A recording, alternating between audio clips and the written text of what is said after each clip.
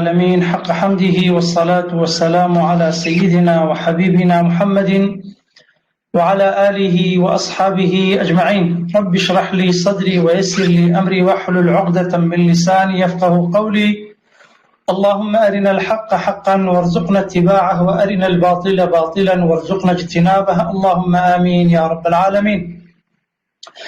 بەڕێزان و خۆشەویستان، مامۆستایانی قەدرگران و قوتابی خۆشەویستەکان، فێرخوازەکان، ئەو کەسانێک کە دەمان ناسن یا نامان ناسن، ئەو کەسانێک کە لەم ڤیدیۆیە یاخود لەم لایفە لەگەڵمانن، لەم دەرسە لەگەڵمانن، و ئەوانەی کە بیسەرن بینەرن، هەموو لایەکمان، ئەوانەی کە دەمانەوێ هەمومان بەیەکەوە شتێک لە یەکتر فێر ببین و بەتایبەتی لە بابەتی فقهی ئیسلامی پێتان دەڵێن ئەسسەلامو عەلەیکم وەڕەحمەت الله وبەرەکاتوه.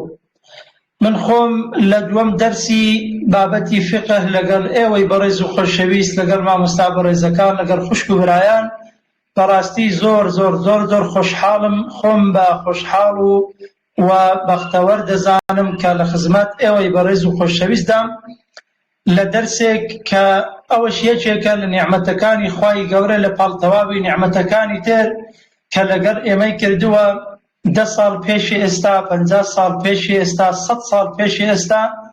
ئەگەر بمانویست با دەرسێکی ئەوها فێر ببین، دەبی ڕێگای چەندین گوند و شار و مەملەکەت و دەیان و سەدان کیلۆمەترمان ببڕی بە لە ئەوەی بتوانین دەرسێک بخوێنین، لە ئەوەی بتوانین شتێک فێر ببین، پرسیارێکی فقهی بکەین. بەڵام ئەوە یەکێکە لە نیعمەتەکانی خوای گەورە. دنیا بچووک بۆتەوە لە ڕێگای تەکنۆلۆجیا، لە ڕێگای سۆشیال میدیا، لە ڕێگای سایتەکانەوە دەتوانین هەر کەسە لە ماڵی خۆمان، لە شوێنی خۆمان، لە جێگای خۆمان، لەسەر کورسی و مێزی خۆمانەوە، بەدەم لاپتۆپ و موبایل و ئایفۆنەکانی خۆمانەوە بتوانین ڕاگۆڕینەوە بکەین و بتوانین ڕاو سەرنج و بۆ چووناوکانی یەکتر وەربگرین و بتوانین لە خزمەت ئەم دەرسە گەورە و گرنگەدا بین. بەڕێزان، دەرسەکەی ئێمە دەبی سەرڕای ئەوەی کە فێربوونە لەزەتیشی لێوەربگرین، لەبەرەوەی بابەتی فقه بابەتێکی ڕۆژانەیە. یعنی ڕۆژانە ئێمە ئیشمان بە فقه دەبی، ڕۆژانە لە کاتی پاک و خاوێنیدا، لە کاتی دەستنوێژ و نوێژەکاندا، لە کاتی غوسل و تەیەموم و بە ڕۆژوبوون و هەموو حاڵەتەکانی ترگە بە پشتیوانی خوای گەورە یەکێک باسییان دەکەین. پێویستیمان پێدەبی لەبەر ئەوە لەزەتی زیاتری هەیە، یعنی شتێکی عەمەلی و کرداری و ڕۆژانەیە کە ئێمە سوودی لێوەردەگرین. ئەگەر مامۆستایەکی بەڕێز، قوتابیەکی خۆشەویست شتێک لەسەر دەستی ڕابردوو چ لێ حاڕی بوون یان باسی چمان کرد، یان ئەوەی کە لە ڕووی عەمەلی و کرداریەوە ڕاو سەرنجێک دەبینێک حەز دەکەم پێش ئەوەی بچینە سەر بابەتەکە ڕاو سەرنجی یەک دوو مامۆستای بەڕێز ئەگەر بتوانن، ئەگەر نە بەردەوام دەبین لە دەرسەکەمان. ئەگەر کەس بیسەری منە بتوانین مامۆستایەکی بەڕێز قوتابیەک بەشداری بکە، پێم خۆشە پێشەوەی دەست بە دەرسەکە بکەین. قوتابی بەڕێزە فەرموو، ناوی نووسراوە ئەی. بەڵێ. السلام علیکم مامۆستا. عەلەیکم السەلام وەڕەحمەت الله. لە دەرسی ڕابردوو بە شێوەیەکی گشتی باسی کتابی فقه کرد، پێشەکێکەی باس کرد، پاشان هاتیە سەر کتابی تەهارە. لە کتابی تەهارە باسی کتابی ئەوە باسی جۆرەکانی ئەومان کرد کە گوتمان 7 جۆر ئەومان هەیە: ئاوی ئاسمان، ئاوی سەما، ئاوی بەحر، ئاوی بیر، ئاوی ڕووبارەکان، ئاوی دەریاچەکان. بزانم تەواوم گوت. لەگەر پاسمان هاتین لەو 7 ئاوا دەبنە 4 بەشی جیاوە. ئەو ئاوەی کە مستەعمەلە، یعنی بەکار دێتن بۆ پاککەرەوەشە، بتانی یعنی ئەوە پاکیشە مەکروهە، ئەوە پێی دەگوترێت ئاوی مطلق. ئاویش کەمان هەیە پاکە، پاککەرەوەیە و غیر مەکروهیشە. ئەوە ئاوی مشەمیتی پێ دەگوترێت. مامۆستا تەواوە؟ ئاوی مشەمیتی پێ دەگوترێت. ئەویش گوتمان کووە ئەوەی کە جێەکەی زۆر زۆر گەرم بیتن، یاخود لەناو شتێکی تایبەتیش بێت لەناو جام و بەڵێ ناو شتێکی ئاسن بیتن کە ڕەنگی ئاوەکە بگۆڕی یاخود وە شتێکی لەسەر ئاوەکە دروست بکاتن. جۆرە ئاوەشکەمان هەیە گوتمان ئاوی پاکە بەڵام پاکەرەوە نییە و پێی دەگوترێ مستەحمل وەکو ئاوی شەربەت و ئەوانە دەتوانین بەکاری بین ئەوە پاکە دەست ناتوانین وەکو پاکەرەوە بەکاری بین. ئەوە بەشی یەکەمە ئاوی مستەعمەل یعنی ئەو ئاوەی کە شتێکت پێ پاک کردبیتەوە دەستمێژت هەڵگرتیبی بۆ نمونە ئەو ئاو کەوتبیتە ناو تەشتێک ناو جامێک ئەو پێی دەوتێ ئاوی مستەعمەل یعنی طاهیری غەیرە مطهری ئەو ئاوەی کە پاکە شتی پێ پاک نابیتەوە دوو جۆرە یەکەمینان ئاوی مستەعمەل ئەو ئاوی بەکارهاتوو دووەمینیان ئاوێک والمتغەیر بما خالطه من الطاهرات ئەوە دووەمەکەیە ئەو ئاوەی کە شتێکی پاچی لەگەڵ تێکەڕبوو بیوەکو شەربەت و ماستا و مەسنیان هەر شتێکی دیکە کە پاچی لەگەڵ شتێکی پاچی لەگەڵ تێکەر بووە بەڵام ناتوانیت بە بیپسییان بە شەربەت یان بە ماستاویان بە هەر شتێکی تر شتەکان پاک بکەیەوە.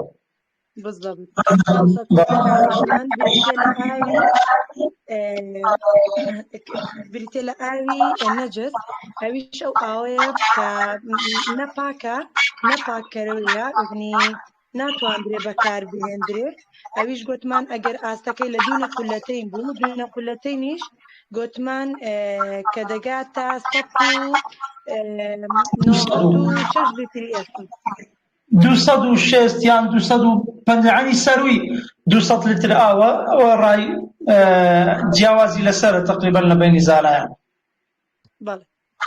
زۆر باشە دەستەکان خۆش بن خۆ مەفەقت کە ئەگەر پرسیارێکی دی بکەم بزانین چێر لە خەتە یان بیسەربی جیاوازی لە نێوان ئاوی قولەتین و غەیرە قولەتین یعنی فەرقی چییە ئاوەک ئەگەر بێت و قولەتینوی بۆ نمونە تانچی سەربان ئەوە زیاترە ئایا مەسەن 500 لترە هەزار چەندە ئەگەر بێت و لەگەر دە بە ئاوێکی گچکە بۆ نمونە 5 لتر یعنی لە پیسبووندا جیاوازیەکەی چییە چێ دەتوانێت ئەوەی کە لە ماء النەجیس خوێندەمان یعنی وەکو عەمەلی حەزم لێ یعنی هەر ئەوە نەبی ئێمە برین ئاوی نەجیس ئەوە وهو الذي حلت فيه نجاسة بە عەمەلی بە کرداری تانچێکی ئاومان هەیە ئەو تانچێ ئاوە لەسەربانە بۆ نمویان حەوزێکی ئاوە حەوزێکی ماسیە یان حەوزێکی هەر ماڵەوەی لە گوندەکان یان لە شار یان لە هەر شوێنێک ئەو حەوزە کە قولەتین زیاترە بۆ نمونە سەروی 200-300 لتر ئاوە جیاوازی چییە لەگەر ئاوێک کە کەمی شتێکی پیسی تێکەڕبی ئەگەر کەسێک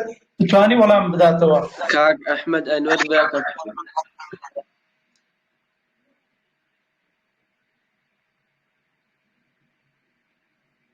کاک ئەنوەر مایکت بکەرەوە برام قسە بکە.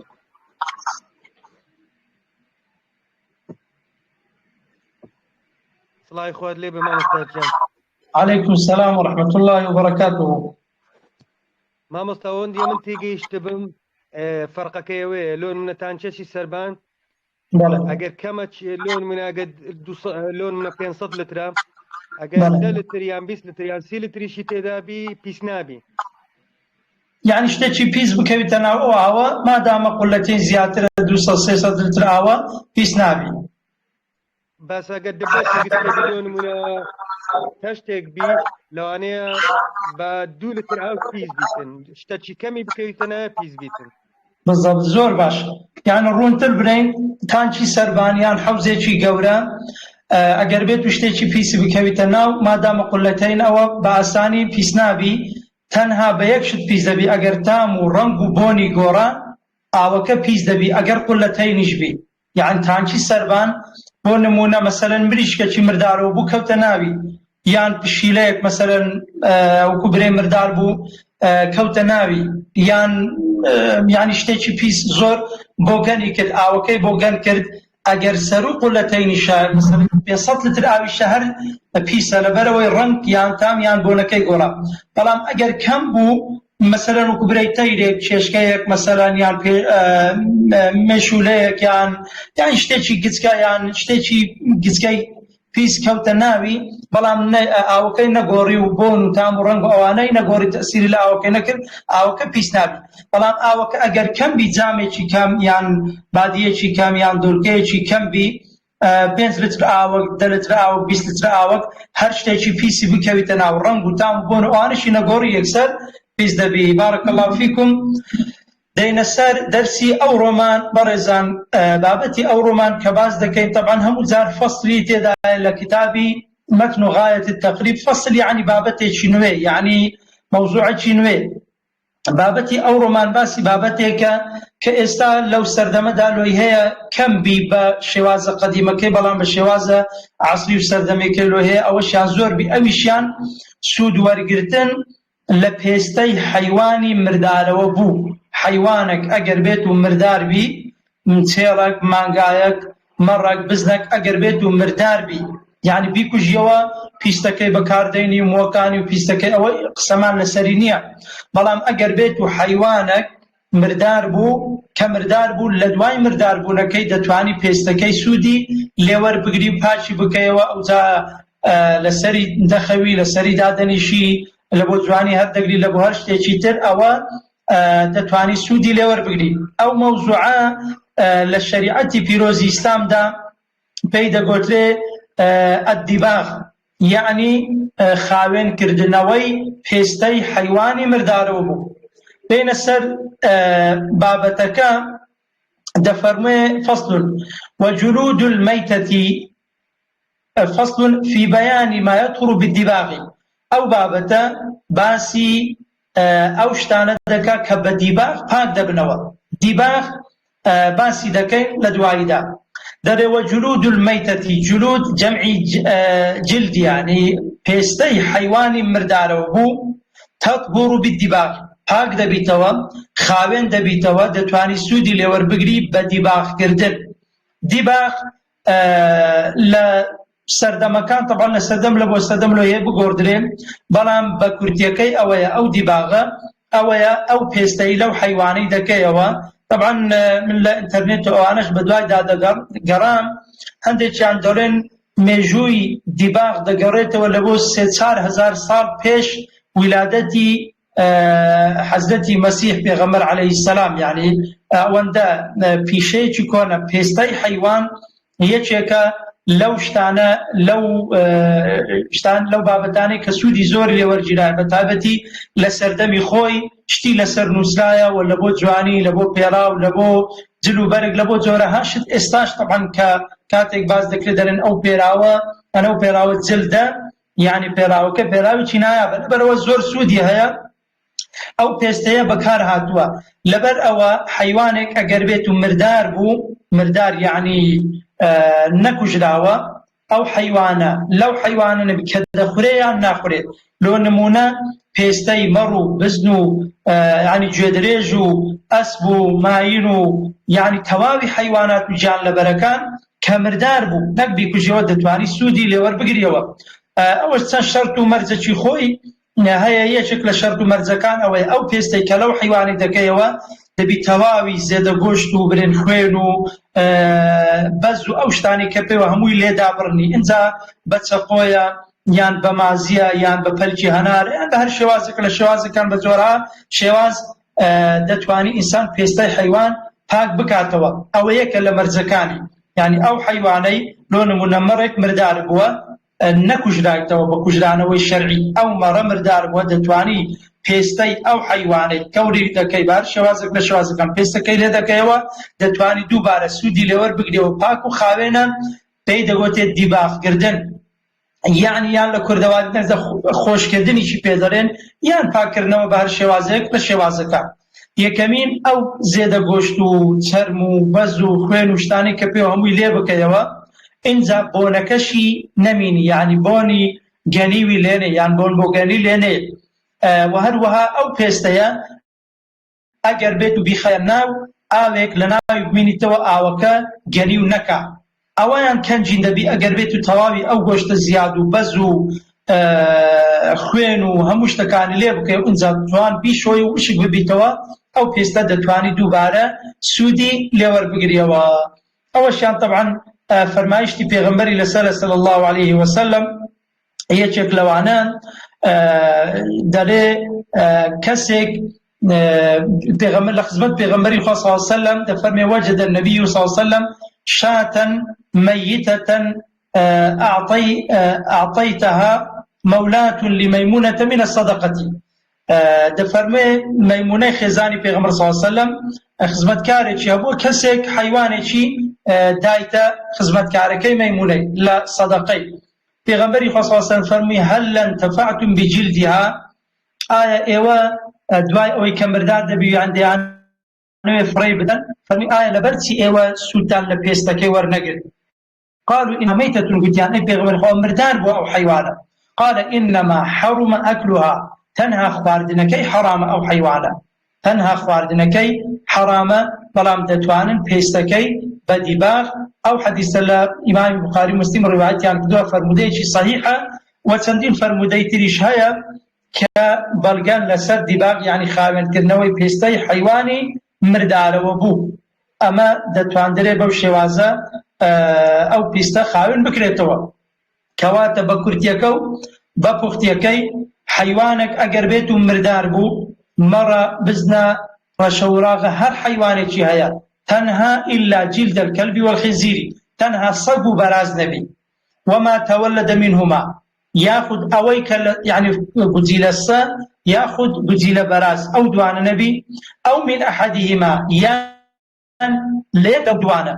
بۆ نمونە سەجێک لەگەر حیوانێکی تر، لەگەر بزنێک، لەگەر مەڕێک، لەگەر حیوانێکی تر کە غەیری خۆی یعنی زاوزێ بکە، ئەو حیوانە یان ئەو گوجیلیان ئەو فەرخێش بە هەمان شێوە هەر ئاوەگرە، بە هەمان شێوە بەراز لەگەر حیوانێکی تر زاوزێ بکە، ئەوەشیان بە هەمان شێوە ئاوەگرە وەگەڵاوە نابی ئینسان بەکاری بینی. کەواتە پێستەی حیوانی مردارەوە بوو، ئەو حیوانە گۆشتەکەی بخورێ یان نەخورێ. بۆ نمونە گۆشتی حتا پێستی پرنگ، پێستی شێر یان گوێدرێژ یان ئەسپ، مایر، بزن، مەڕ، هەر حیوان و گیان لەبەرێک بیت جگە لە سەگ و بەراز و گوجیلەکانیان نەبی، دەتوانی لە دوای مرداربوونیشی، دوای ئەوەی کە مرداریش بووە، دەتوانی دیباغ بکرێ، جوان جوان گۆشت و بەز و خوێن و هەموو شتەکانی بە جوانی لێ پاک بکرێت و ئەنجا لە دوایدا بشوێت. بەرمێژە دەتوانی مێژی لەسەر بکەیت، دەتوانی بەکاری بینی، دەتوانی بیکەیە پێراو، دەتوانی بیکەیە جل و بەرگ و هەر حاڵەتێکی تر، ئەوە ئیشکالی تێدا نییە و دەتوانی بەکاری بینی. ئەوەیان بابەتی دیباغ یعنی سوود وەرگرتن لە پێستی حیوانی مردارەوە بوو. دێتە سەر بابەتێکی تر، ئەگەر بێت و حیوانێک مردار بوو یان حتا ئینسان کە وەفاتی کرد، ئایا پێستەکەی مووەکانی ئێسکەکانی خاوێن نییە؟ بەو شێوازە باسی دەکا و دەفەرمی وعەظم المەیتەتی، عەظم یعنی ئێسک، ئێسکی مردوو، وەشەعروها مووەکانیشی نەجیسون پیسن. هەر حیوانێک کە مردار بوو یعنی بە کوژرانەوە نەبوو، نەکوژرایەوە بە کوژرانەوەی شەرعی، ئەو حیوانە مەڕە، بزنە، وشترە، چێڵە، مانگایە، هەر حیوانێکی هەیە ئێسکەکانیشی هەر پیسن و مووەکانیشی بە هەمان شێوە هەر پیسن، إلا الآدەمیە، تەنها مرۆڤ نەبی، تەنها مرۆڤ نەبی. ئەوەشیان خوای گەورە لە قورئانی پیرۆزە لە سوورەی ئەلمائیدە دەفەرمێ حرمت عەلەیکم المەیتەة، حیوانی مردارەوە بوو، ئەوەی کە مردارەوە بووە دەفەرمێ حرامە لەسەر ئێوە، مادامە حرامە بە هەمان شێوە پیسیشە، هەم بەکارهێنانی، هەم خواردنی، هەم دووبارە بە هەر شێوازێک لە شێوازەکان بتەوێت سوودی لێوەربگری، ئەوە پیسە و شتێکی قەدەغە کراوە. تەنها مرۆڤ نەبی، إلا الآدەمیە، تەنها مرۆڤ نەبی. ئینسان بە زیندەتی و بە مردووەتی هەر پاک و خاوێنە، چونکە خوای گەورە لە سوورەی ئەلئیسراء لە ئایەتی 70 دەفەرمێ وەلەقەد کەڕەمنا بەنی ئادەم، بەڕاستی ئێمە ڕێزمان لە بەنی ئادەم ناوە. ئینسان ڕێزدارە لای خوای گەورە، نە بە زیندوەتی نە بە مردوەتی ئینسان پیس نابی، هەم مووەکانی، هەم پێستەکەی، هەم لاشەکەی، هەمووی ئەوانە خاوێنە. ولا ئیمامی بوخاری مسلم لە سەحیح بوخاری مسلمیشدا هاتووە، پێغەمبەری خوا دەفەرمێ إن المؤمن لا ينجس حيا ولا ميتا، يعني لا ينجس حيا ولا ميتا. پێغەمبەری خوا صلی الله علیه و سلم دەفەرمێ بەڕاستی ئینسان نە لە زیندیەتی و نە بە مردی بە هیچ شێوەیەک ئینسان پیس نابی، یعنی لاشەی مرۆڤ هەمیشە و بە بەردەوام هەم بە زیندیاتی و هەم بە بردیاتی لاشەکەی پاک و خاوێنە. کەواتە بەڕێزان بە کورتی لەو فەستە دوو بابەت باس کرا. بابەتی یەکەمی سوود وەرگرتن لە پێستەی حەیوانی مردارەوە بوو. ئەو حەیوانە چ گۆشتەکەی بخورێ یاخود نەخورێت، بزنە، مەڕە، وشترە، شێرە، پڵنگە، پشیلەیە، هەر حەیوانێکە جگە لە سەگ و بەراز، ئەو دوو حەیوانانە ئاوەگرن. ئەوانە بە ئیتیفاقی عولەما یاخود سەدانەوە دوو یعنی زۆرینەی جمهوری زانان دەفەرمون بە هیچ شێوەیەک ئینسان ناتوانێت سوود لە پێستەکان وەربگرێت لەبەرەوەی گڵاون یاخود ئاوەگرن. ئەو پێستە دەتوانی خاوێنی بکە و دووبارە سوودی لە وەربگرێەوە. بابەتی دووەم کە باسکرا بریتیە لە حەیوانێک ئەگەر بێت و مردار بوو نەک بەس گۆشتەکەی پیسبی، بەڵکو ئێسکەکانیشی و هەروەها مووەکانیشی پیسن، تەنها مرۆڤ نەبی. ئینسان کە وەفاتی کرد لە دوای وەفاتکردنی شێ و ئینسانە هەر پاک و خاوێنە. ئەو فەسلە نازانم ئەگەر کەسێک ئەبرای خوشتێک یان قوتابیەک پرسیاری هەبی، ئەگەر نادەچینە سەر فەسلی دووەم.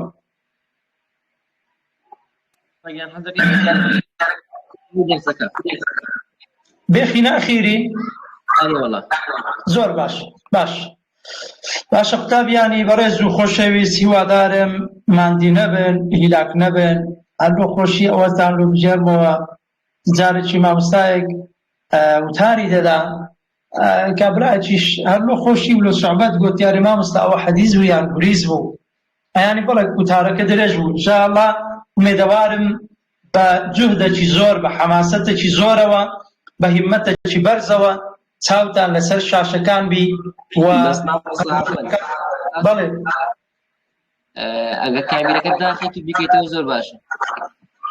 تەواو نییە؟ ئەنە وەڵام لای من تەواو نیە، نازانم.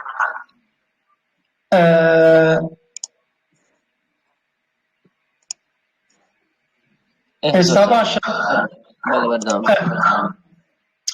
قوتابیانی بەڕێز و خۆشەویست، دێنە سەر بابەتێکی تر، ئەویشیان بەڕاستی بابەتێکی زۆر گرنگە، ئەویش بەکارهێنانی زێر و زیو، یعنی بەکارهێنان بە تایبەتی قاب و قاچاغ و سەعات و قەڵەم و ئەو شتانەی کەوا ئینسان ڕۆژانە بەکاری دەینی ئایا دروستە لە مادەی زێر و زیو ئینسان بەکاری بینی. فەسل وەکو گوتمان فەسل یعنی بابەتێکی نوێ، یعنی فەسلە لە بەینی مەوزوعی ڕابردوو لەگەڵ مەوزوعی داهاتوو فاسیلەیەکە، یعنی جیاوازیان دەکاتەوە. ئەو فەسلە و ئەو بابەتە و ئەو موضوعە في استعمال الأواني، لبكارهناني أواني يعني قابو قاچاغ و برین مەڵاک و ئەو شتانێک کە ئینسان لە ژیانی ڕۆژانەی خۆیدا لە ماڵەوە بەکاریان دێت. لە مەتنەکەیدا دەفەرمێ ولا يجوز، دروست نییە، ولا يجوز يعني دروست نییە، استعمال بەکارهێنانی ئەوانی الذهب والفضة. ئەوان يعني ئامان، الآمان و قاب و قاچاغ و ئەو شتانێک کە ئینسان لە ماڵەوە بەکاری دێت. الذهب والفضة أوي كزيرة يان زيوة، يعني درستني إنسان ملاكة زيري هبي، قابة زيري هبي، زامة زيري لمالو هبي، قلمة زيري هبي، ساعات زيري هبي. طبعا هو برنزيات اللبو بياوان أو بابة أو موضوعة درباري قاب وقاتا وانا تقريبا اتفاق علماء للسلام لبو آفرتان هم لبو بياوان، لبو مەلیک و لەبۆ پاشا و دەسەڵاتدار و گەورە و بچووک و هەموو کەس ئەوەی کە خۆی بە موسڵمان دەزانی دروست نییە قاب و قاچاق مڵاکی زێڕی هەبی، یان وەکو برێ لە وەختی خۆیدا لە عێراق ئەو پاشا و مەلیک و دەسەڵاتدارەکان و حتا مەلیک و دەسەڵاتدارەکانی وڵاتانی دەوروبەر مەشهورە کە یانی یەدەی دەرگەکانیان زێر بووە، حەنەفی مەخسەل و بەلوعەکانیان زێر بووە، هەموو ئەوانە فرعونەکان و مەلیک و دەسەڵاتدارەکان ئەو شتانە ئەنجام دەدەن. بەڵام لە ڕووی شەرعیەوە دروست نییە بەکارهێنانی مەراک و قاب و قاچاغ و ئەو بابەتانی کە زێر و زیون. ئەوە ئیتیفاق عولەمانی لەسەرە. بەڵام لە بۆ شتەکانی تر، بۆ نمونە قەڵەمێکی زێر یان موبایلێکی کە بەرگەکەی زێر بی یان وسیلەیەکی زێر یان ئەوانە، ئەو شتانەش بە هەمان شێوە تەبعەنەوە لە بۆ ئافرەتان جائیزە وەکو خشل و ئەوانە بەکاری بینن. بەڵام وەکو جوانکاری بۆ نمونە یعنی کە ئافرەتێک حتا ئافرەتی بەرێ من جامێک یان قاپێکی زێرم لە ماڵەوە هەبی بەکاری بینم جگە لە خشلەکە ئەوەشیان بە هەمان شێوە حرامە پێویستە ئینسان خۆی لێ بە دوور بگری. ئەوەشیان فەرموودەی پێغەمبەری خوای لەسەر صلی الله عليه وسلم دەفەرمێ لا تشربوا في آنية الذهب والفضة أو مخونوا لقاب جام پرداخی زێر و زیو ولا تأكلوا في صحافها بهمان شێوە نەئاوی پێ بخۆنەوە و نە خواردنیشی پێ بخۆن لەبەرەوەی ئەوانە هەمووی دەبیتە ئیسراف و زیادەڕێی ئەوانە. اینجا لە شەرحەکەیدا دەرێ هەموو بەکارهێنانەکان دیکە و سەعات و قەڵەم و هەموو بابەتەکانی تر ئەمە لە زێر و زی و بەکارهێنانی زێر و زی ئەوە حرامە و قەدەغە کراوە جگە لە ئافرەتان کە وەکو خشل وەکو ئەو شتانێک کە تایبەتە بە ئافرەتان بەکاری دێنن باقی شتەکانی تر بەکارهێنانی زێر و زی و حرامە و قەدەغە کراوە. بەڵام دەفەرمێ وەیەجوز و دروستە ئیستیعمال و غەیریهما بەکارهێنانی جگە لە زێر و زی و غەیریهما یعنی بێجگە لە زێر و زی و ئەڵماسە حەریرە یان بڵێن هەموو ئەو مادانێک کە هەنە فافۆنە ئاسنە یعنی هەر بابەتێکی ترستی لە ئینسان شوشەیە بەکاری دێنی من ئەوانی لەقاب و قاچاغ و ئامان و ئەوانە دروستە ئینسان بەکاری بینی هیچ ئیشکالێکی شەرعی تێدا نیە و دروستە. ئەوەشیان دەربارەی زێر و زی و طبعا لە بۆ معلومات زێر و زی و برێن بەکارهێنانی لە بۆ پیاوان طبعا هەر وەکو ئەنگوستی لەو سەعات و ئەوانەش هەر هەمووی حرامە حتا عولەمایان و زانایان دەفەرمون ئاو زێر و ئەو بابەتانش هەمووی قەدەغە کراوە لەبەرەوەی ئەوەشیان هەر بەشێکە لە زێر ئینسان دەبی خۆی لێ بپارێزی و لێوە ئاگادار. ئەوەشیان فەسلی دووەم لەو دەرسەدا بەڕێزان دێینە سەر بابەتێکی تر یاخود فەسلێکی تر لە دەرسی ئەو ڕۆمان ئەویشیان بەکارهێنانی سیواک. سیواک یەکێکە لە سنەتەکان یەکێکە لە شتە پیرۆزەکان لە ئاینی پیرۆزی ئیسلامدا کە پێویستە ئینسانی مسلمان ئاگاداری بی و بەکاری بینی.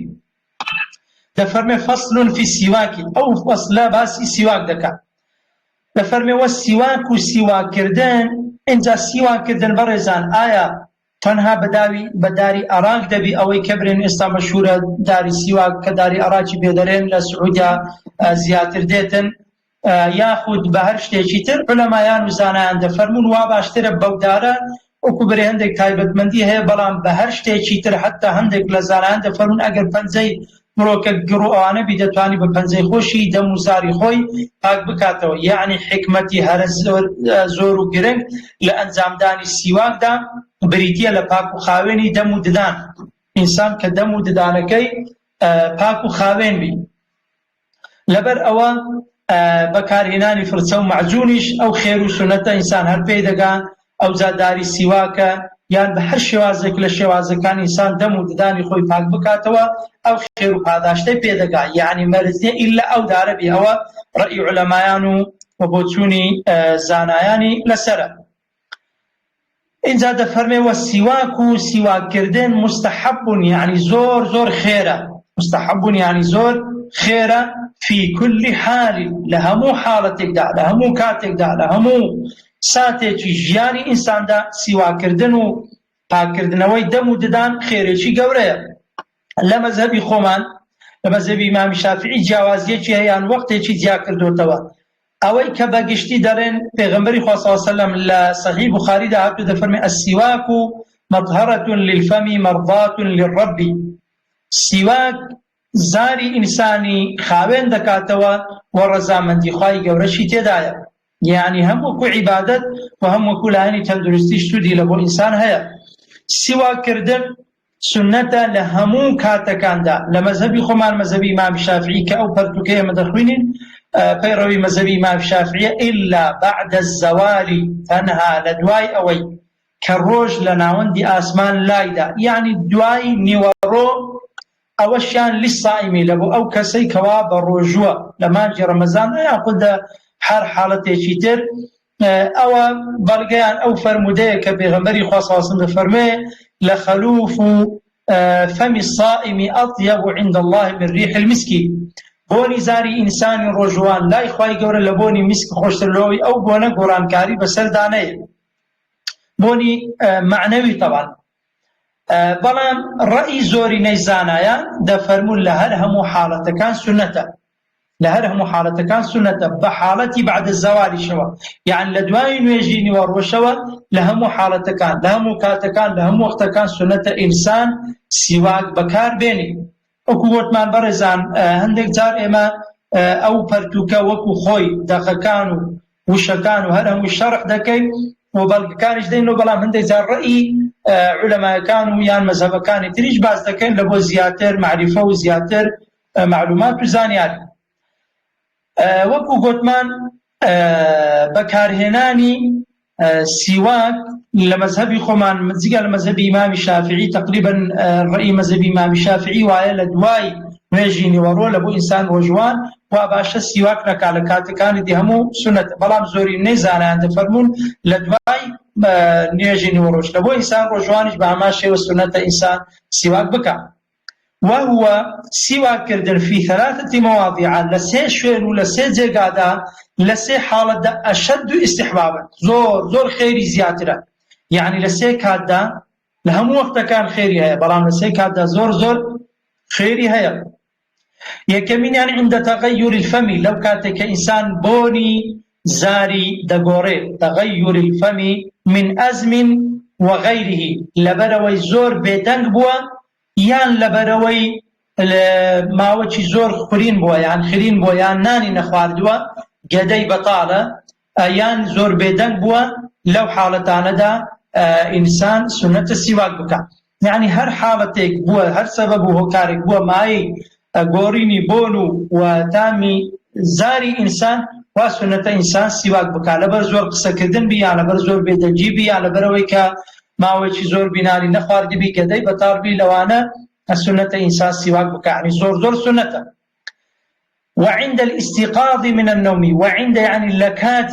الاستيقاظ من النوم كاتك بخبر دي لخودا كاتك لخو بخبر دي عادة إنسان بونو تامي زاري إنسان تقول لو حالة تجد سنة يعني زور خيرة إنسان سواك أنزام بدا حالتي سيم وعند القيام إلى الصلاة لو كاتك لبول ميج هستا لو سي حالتانش انجام داني سواك زور خيريشي قوريا طبعا سواكيش زور فرمايشتي پیغمبري خواهي لسر صلى الله عليه وسلم يشك لوانا پیغمبري خواهي فرمي لولا أن أشق على أمتي لأمرتهم بالسواك عند كل صلاة أو عند كل وضوء دفرمي أقر بيتو بهم أركشي قرص وزحمت نبوى لسر أمتكم كدمزاني ناتوان أنزامي بدن ببردوامي أقر نوازبم ذكر أمر بيدكن الفرمان بيدكن السواك أنزام بدن لكاتي همو دس نوجكان ياخذ لكاتي همو نوجكان بهذه الروايات هاتوا وزوري دي فرمايشتكاني پیغمبر صلى الله عليه وسلم إشارا ياخذ بلغان لسر أوي كإنسان سنة سواك أنزام دا يشك لوانا پیغمبری خواهد فرمي أكثرت عليكم في السواك دفرمي زور تأكيدم كردوتوا زور دوبارم كردوتوا زور دوام لأيوة كردوا كأيوة سواك بكن كأيوة سواك بكن وهز بهبستن بأنزام داني سواك بتايبتي لبسي حالتاني كباس مان كرد ما موسى نازم وقتا كمان تندي ماوا موسى وقتا كمان وقتا كتوابو بله وزا اگر ما بی بزانین و خوشکو براینا کسیک پرسیارێک ملاحظەیەک دەبینێت چ هەبین سەر بابەتەکە ئینشاءالله ماوە بەڵێ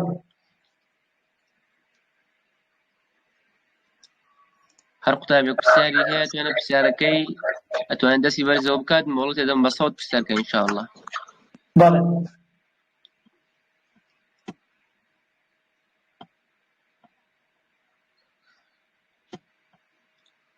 أو خشك برازن نوران عبد الوهاب فرمو ما يكتب كده وخصبك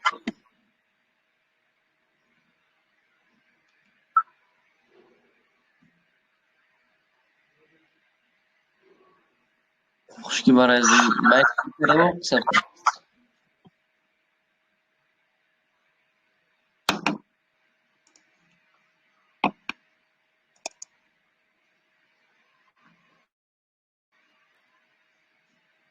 أو خشكا برازي كده فارس كده وما كده كده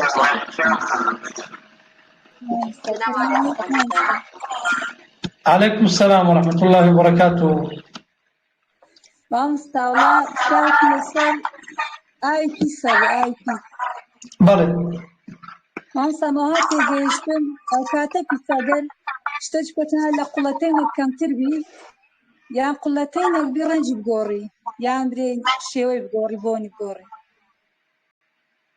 هەروایە باسمان کرد ئاوە گوتمان دوو جۆر ئاومان هەیە بە کورتی ئاوەکمان هەیە قوڵەتەینە یعنی برین سەرووی 200 لیتر ئاو زیاتر ئەو ئاوە ئەگەر بێت شتێکی پیسی کەوتە ناو بۆ نمونە قشپلەک مەسەلەن یان تەیرێکی بچووک یان شتێکی پیس کەوتە ناوی مادام ڕەنگ و تام و بۆنی نەگۆڕێ ئەو پیس نابی شتەکەی لە ناو دەردەینی و خاوێنە بەڵام ئەگەر قوڵەتەین نەبوو یعنی بۆ نمونە 20 لیتر ئاو 30 لیتر ئاو هەر شتێکی پیسی بکەویتە ناو تام و ڕەنگ و بۆنیشی نەگۆڕی هەر پیس دەبی وازحە؟ بەڵێ مامۆستا بەڵێ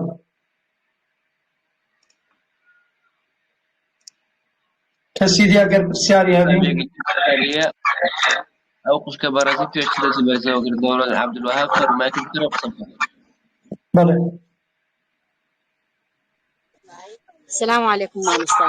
عليكم السلام ورحمة الله وبركاته. يا ربي خوا أزل داتوا خواي قريبي كاتو كل شيء قيامت لبوتان يا ربي مامۆستا جان بسيارك مهبوط.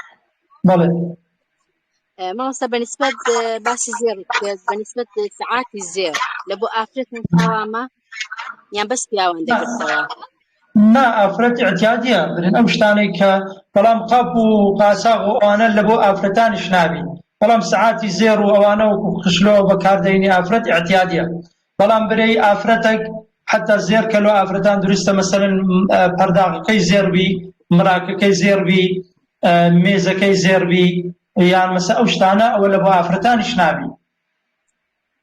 دەسەکانت خۆش مامۆستا خوا ئەزل داتوا جزاكم الله خيرا. ئەجمەعین. بەڵێ دەست خۆش بێ مامۆستای بەڕێز ئەو برایە ئاغا ئەحمەد ئەنوەر بیان فەرموو لەسەر فەرموو برامایەکەت بکەرەوە قسە بکە.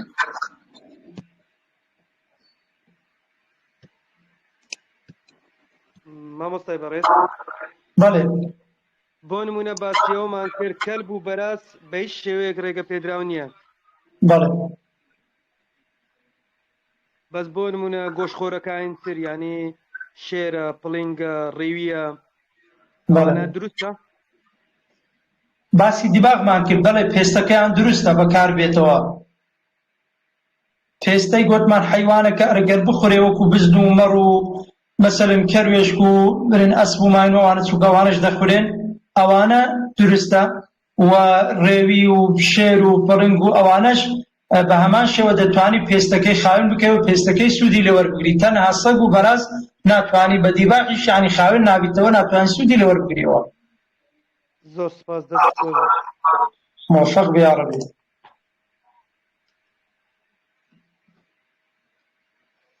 ئەگەر پرسیارتان مابی یەک دەقە مامۆستا قوشکە بەڕێزی ئاڤان بابان فەرمایەکەت بکەرەوە قسە بکە.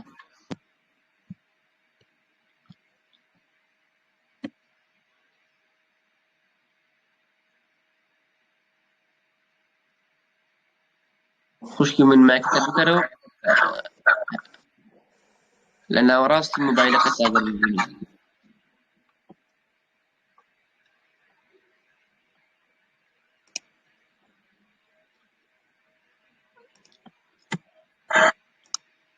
ئەو خوشکەی تر شالیە خان فەرموو مایەکەت بکەرەوە قسە بکە.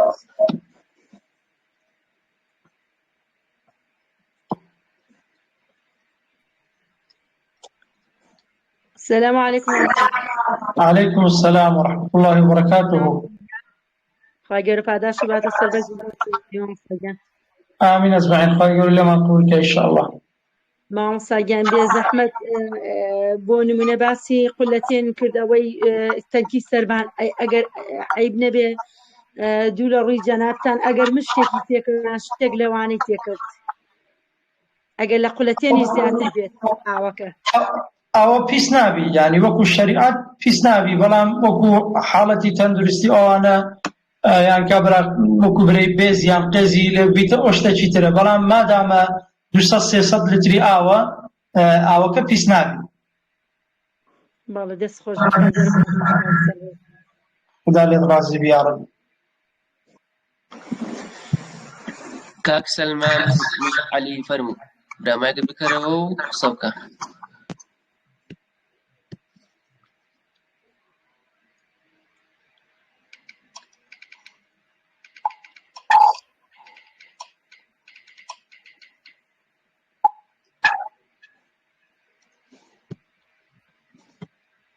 کاک سەلمان برای من مایکی بکەرەوە قسە بکە.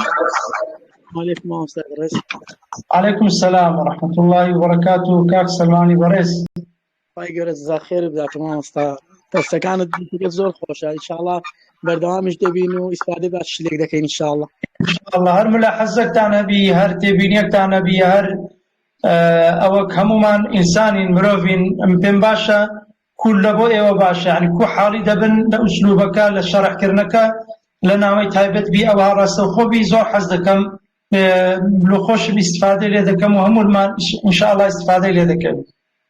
ما استعب رزقات خوشي خايقر زاد داكوا ما استعمل زور حالينا ولا جنابت كباسي متعوبك باسي برين كو كل كوبر وبول تانات كل ما استعفى مد أوشتانات واي بكاربيني والله ما استحالي أقدو بارك يوا ما وصار قطابي قطابي بالمايك خد دا بخي صوتك جوان ترديت أم مايك كم خون دابخم ما استحالي بله لا فرمو بسيارتكو لبسي ثاني مردار وبو برين قوتكاني ونينوتشي وموكي وبرين هذا برو بالي برين تيرو تارو أنا ما مستعمل ولا جنابة حالي بوم كوا مرداره وبو بيسة بكارنا مرداره وبو أصلا ما كتبكو تنها بدباغ نبي باسمان كربرين أو حيواني كمردار بو هموش تكاني موكاني بيستي برين هموي أو برين بيسا هموي أكبرينات يعني بكاري بينيوا تنها بدباغ نبي ونمونا يعني هر حيوانك زيغل الصق وبلاز أو حيوانا قوشتكي بخري يعني نخوري كمردارش ويعني نكوش راكتوا دتواني بيستكي بكار بينيوا كبيست طبعا بكارينا بمو بهموش تكاني تروا دتواني سود لبيستكي وربقري زيغل لبيستكي هموش تكاني تري اسكتاني موكاني هموي أو سودي لورناجري هموي بيسا أصلا رخصتك في كنسر ومشروعات بله أصلا معلقاتي بخاري حديثك ما هي باسي وموضوعها كمان أصلا دريت كل أصل وفاكا مش للبفاك يعني هذا فيلم شاخ كاني شيء بين قوتكاني اسمعنا كاني دفرمي للسلفة المزبات وإمام الزهري كمان دفرمي فرمي بكاريان هنا لو رون هرقلتون وشانا كردني برتو أنا غدينو ريش مقصدم أصلا أو أنا ما نهي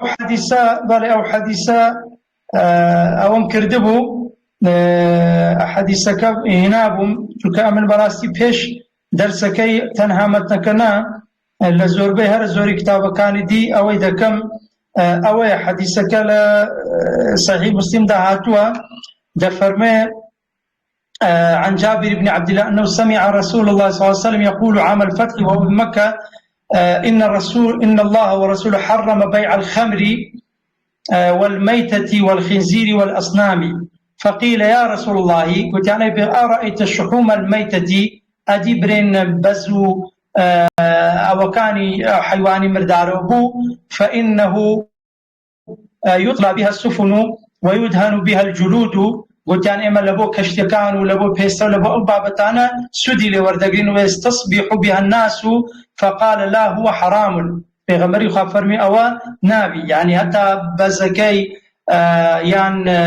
يعني همو رونو أوشتاني كلو حيوانا مردارو بوي زيكا لبيستكي كبداق دباق قاق دبيتوا هل هموي بغمري خافرمي حرامة إنزا فرمي قاتل الله اليهود إن الله عز وجل لما حرم عليهم شحومها أجملوه ثم باعوه فأكلوا ثمنه فاي قول لعنتي لزولك كان كذوا بەوەی کە لە دوای ئەوەی کە شەحم و برین بەز و چەورایی حیوانات و ئەوانەی هەموو لەسەر حرام کردن، بەڵام ئەوان لە دوایدا دەیان فرۆشت و سوودیان لێ وەردەگری. یعنی ئەو حەدیسە بەڵگەیە لەسەر حرامیەکەی نەک لەسەر حەڵالیەکەی.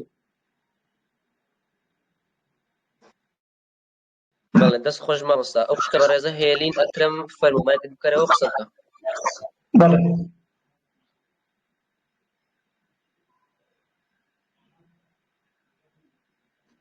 خوشکی بەڕێزە مایکەکەت بکەرەوە قسە بکە.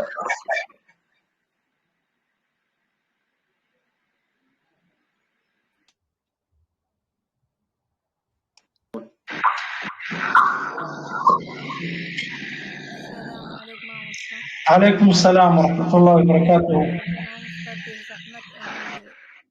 ئەوڕۆ تەڵەبەی نوێمە بەس تازە لە ئەوەی کە باسی ئێسک و ئەوەکانت کرد لەوێڕا شەبەکەی مۆبایلم تێک مەجبوور بووم بکوژێنەوە لە شەرعی زێڕ و ئەوەکەی هیچ لەوێ نەبووم، بەس ئەگەر لە بۆم دووبارەکەیەوە عەزیزێت نەبی.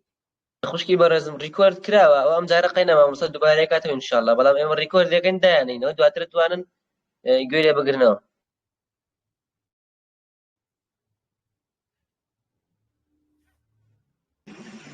مامۆستا گەر مایکەت بکەرەوە مایکەکە داخست عەفوەن.